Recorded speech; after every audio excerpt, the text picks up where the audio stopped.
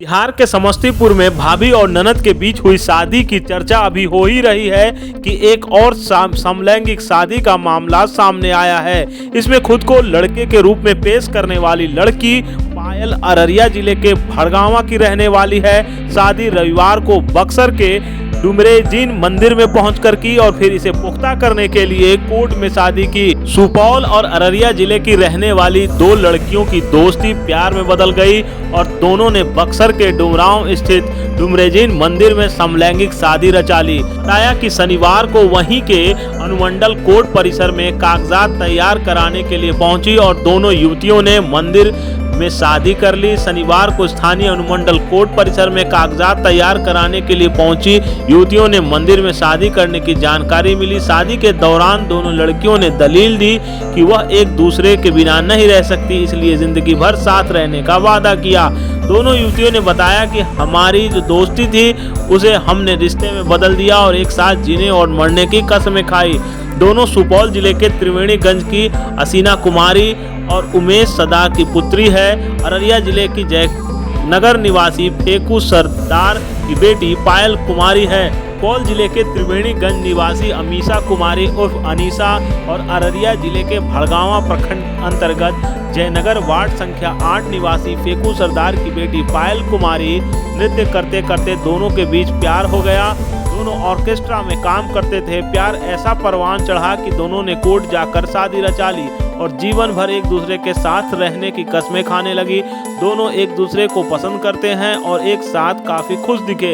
यह समलैंगिक शादी चर्चा में है। इलाके में हो रही चर्चा को लेकर लोगों में तरह तरह की बातें कही जा रही हैं। वहीं बक्सर के पूर्णसराय की पुलिस ने भी मामले की जाँच के लिए और दोनों लड़कियों के बालिग होने की पुष्टि के बाद पुलिस वापस लौट गई।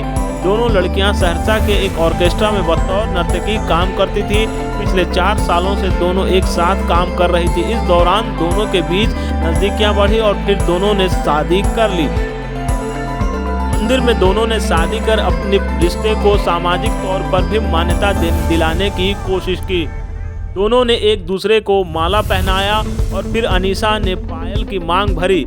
शादी के दौरान अनीसा ने लड़कों के जैसे कपड़े पहने हुए थे और पायल ने सलवार सूट पहन रखी थी। ऑर्केस्ट्रा के संचालक सुपौल जिले के रहने वाले लालजी ने बताया कि अनीसा का परिवार इस शादी से सहमत है, जबकि पायल का परिवार इसका विरोध कर रहा है। इसके बावजूद दोनों ने शादी कर ली। समलैंगिक शादी की यह घटना बक्सर जिले में हुई और वहीं इस शादी के दौरान ऑर्केस्ट्रा ग्रुप के साथी भी मौजूद थे। दोनों लड़कियां सबसे पहले डुमरांव और मंडलीय कोर्ट पहुंचकर कानूनी तरीके से एक दूसरे के पति पत्नी के रिश्ते में बंध गए। इसके बाद सामाजिक मान्यता के लिए बांके बिहारी मंदिर में माथा टेकने के बाद अपने साथियों की मौजूदगी में वरमाला पहनाकर शादी की।